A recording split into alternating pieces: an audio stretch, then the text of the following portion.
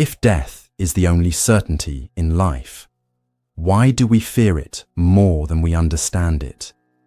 What if the afterlife wasn't a fantasy, but a message carried through time, hidden in the philosophies of the ancient world? From the sands of Egypt to the mountains of Tibet, from Greek temples to Indian ashrams, every civilization had its own vision of what comes after the last breath, not just beliefs, but blueprints, maps, clues to something we've long forgotten. So what happens when we listen to them?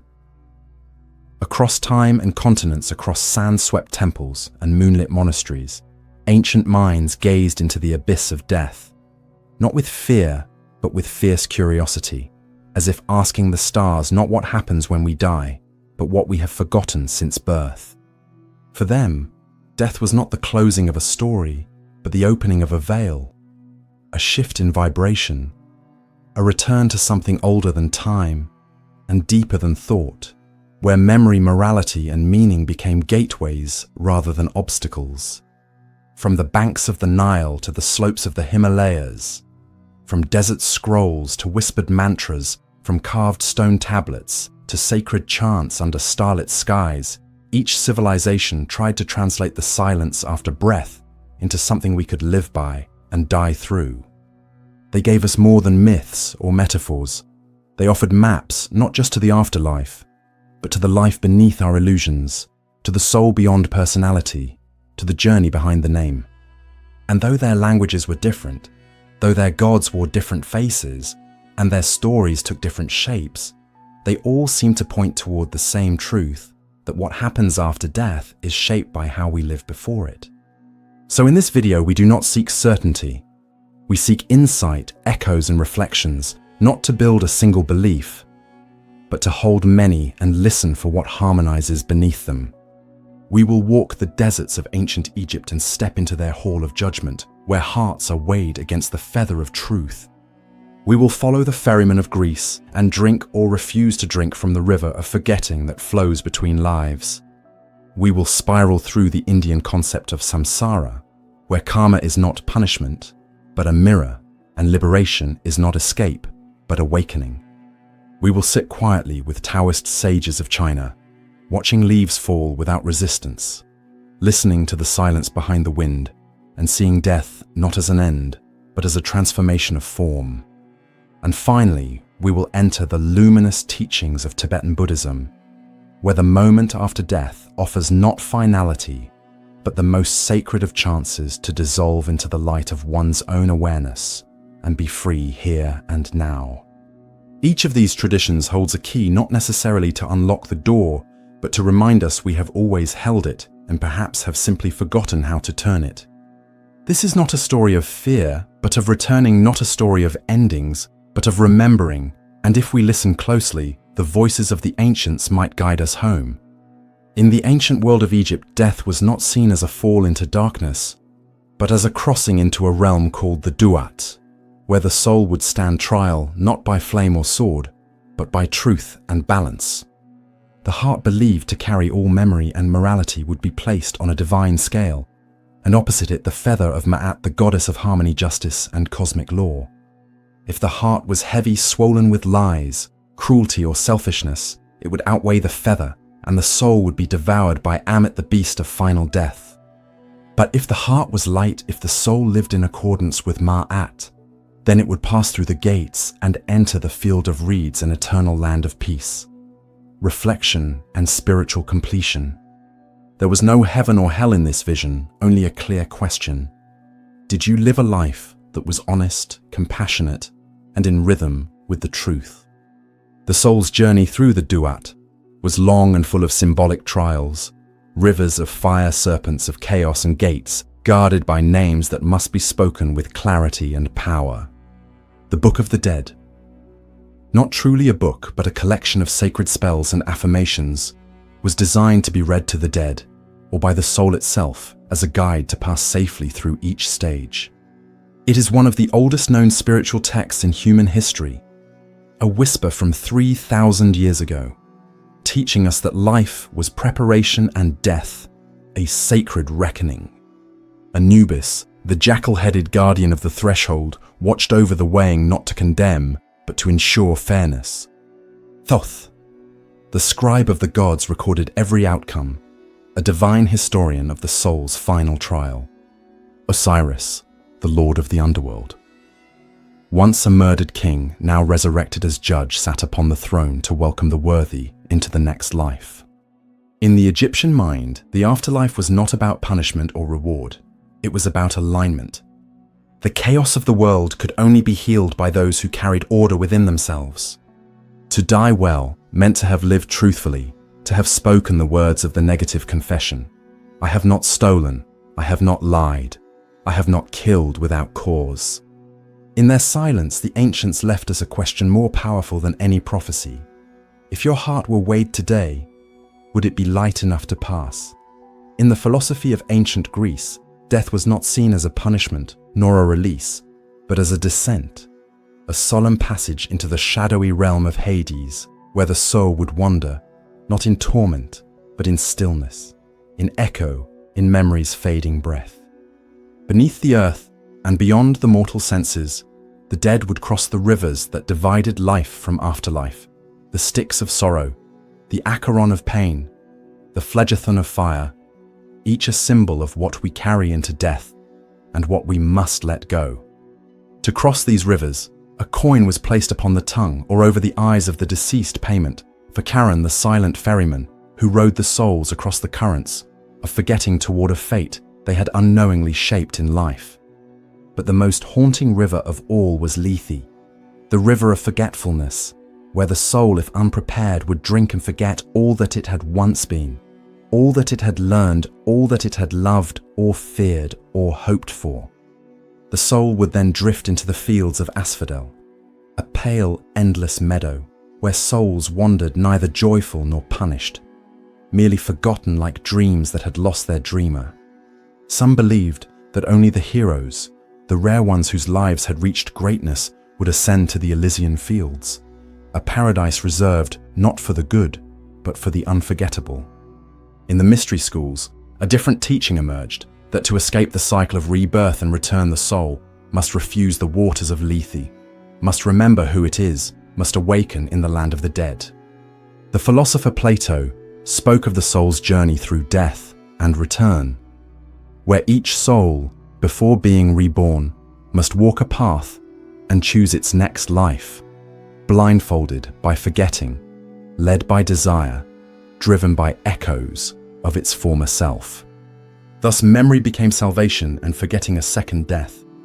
To know oneself in life was not only virtue, it was armor for death, a way to resist the pull of Lethe, and instead drink from Mnemosyne, the river of remembrance. For only those who remember can escape the wheel. The Greeks did not give easy comfort. They gave warning that we sleep not only in beds but in beliefs, and that the soul's greatest danger is not hellfire, but oblivion. So ask yourself now before the ferryman comes, if you had to choose, would you forget everything and rest forever, or remember it all and return? In the ancient wisdom of India, death was not the end of a journey, but the turning of a wheel called Samsara, the endless cycle of birth, death, and rebirth, spun by the invisible threads of karma, where every thought, word, and action becomes a seed for the next life to bloom or wither. Here the soul is known as Atman, not a fragile ghost, but the true self, timeless and indestructible, caught in a temporary body, wearing lives as one wears garments, discarding them again and again in pursuit of something beyond all form. This world was never meant to be home. It is a school, a dream, a test, and until one wakes up from it, the cycle continues, carrying the soul through joy and sorrow, pleasure and pain, love and loss, again and again, lifetime after lifetime. But beyond the dream lies Brahman, the ultimate reality, the silent ocean into which all drops return, the cosmic breath behind all names and shapes, where there is no duality, no separation, no birth and no death. The goal is not to be reborn in better forms, but to no longer need rebirth at all, to dissolve the illusion of the I, to see through the theatre of form, and to realize that the self and the cosmos have always been one. This liberation is called moksha, not heaven, not reward, but freedom from desire, from fear, from clinging to a self that never truly was. Unlike the judgment of Egypt or the forgetting of Greece, India speaks of awakening a remembering so deep it burns through illusion, a recognition that the dancer and the dance have always been the same. The Bhagavad Gita tells us that the soul is unborn and undying, that the wise do not mourn the body's death. For the soul simply changes form like flame, changing shape in the wind, always burning, never ending. But only those who see clearly, who have stilled the storms of craving and ignorance, can step off the wheel and enter the silence. This path is not about belief, it is about practice, meditation, discipline, compassion, the constant return to the truth beneath appearances. Karma is not punishment, it is simply cause and effect, a mirror reflecting every ripple we send into the world, returning to us across time. To be reborn is not failure, it is opportunity. But to transcend rebirth is the ultimate realization, the end of becoming the homecoming to what never left. So the question is not, will I live again, but do I still need to? Because maybe immortality is not living forever, but no longer needing to live at all. In the ancient Taoist vision of the world, there was no need to divide life and death, no sharp line to separate what begins from what ends, for everything that exists flows from the same invisible source, the Tao, the way, the nameless rhythm behind all form, all change, all return. The Tao is not a god, nor a place, nor a belief. It is the breath behind the wind, the silence between sounds, the current that carries the leaf without effort, without intention, and to live in harmony with it is not to fight against death, but to move with it gently and completely. Death, in this view, is not a failure of the body, but a return to the great uncarved block, the original nature, before identity, before desire, before even memory. Just as the river, having flowed its course, finally meets the sea without resistance. To the Taoist sages, there is no tragedy in dying, for nothing is ever truly lost. It merely changes form. Wood becomes ash, ash becomes soil, soil becomes tree again, and the essence never disappears. It only transforms softly, endlessly. Lao Tzu wrote, "To die but not be forgotten is to be truly gone." Not because memory preserves the soul, but because clinging to memory binds it to form. And the Tao asks for no permanence, only flow. Those who fear death are like waves afraid of the ocean, not knowing they are already part of it, not realizing they were never separate to begin with. The sage does not chase immortality, nor dread the end. Instead, they cultivate stillness, clarity, simplicity, so that when the moment comes, they dissolve like morning mist, leaving no trace, but presence itself. The body passes, the name fades, but the Tao carries on like a path that remains even after the traveler has vanished from sight. There are no heavens or hells in this view, only balance, only harmony, only the great return to source, where even the distinction between returning and remaining no longer matters. Life and death, said Chuang Tzu, are two halves of the same breath. Inhale, exhale, appearing and vanishing, and to resist either is to suffer. To embrace both is to be free. And so the goal is not to conquer death, but to become so aligned with the way that even death feels like a step through an open door, or the fading of a candle that never fought the dark. In the West, we ask, what happens after we die? But the Taoist whispers, can you be so at peace that the question itself dissolves? So do not fear the passing of form. Instead, practice becoming like water, gentle, flexible, ungraspable. And when the time comes, you too will return not in fear but in flow. In the ancient teachings of Tibetan Buddhism, Death is not a collapse into nothingness, nor a linear journey through stages of judgment, but a profound opening, a sudden expansion of awareness, where the soul is no longer bound by the body, and instead comes face to face with the radiant nature of its own mind, naked and immeasurable. This moment is known as the Bardo, a word that means in between, and it is said that in the very instant after death, before thoughts arise, before identity reforms, there appears the clear light, a dazzling infinite brilliance that is not outside the soul, but the soul itself unveiled and unfiltered. For those who have practiced recognizing their true nature in life, this clear light is familiar like the home they never left, and by merging with it in that instant, they attain instant liberation, slipping free from the wheel of samsara without passing through fear, illusion, or rebirth. But for most, the light is too much, too vast, too unfamiliar, and instead of resting in it, the mind recoils, reaches for form, for self, for story. And so the journey continues into other bardos, where visions arise like mirrors, reflecting the soul's own confusion and desire.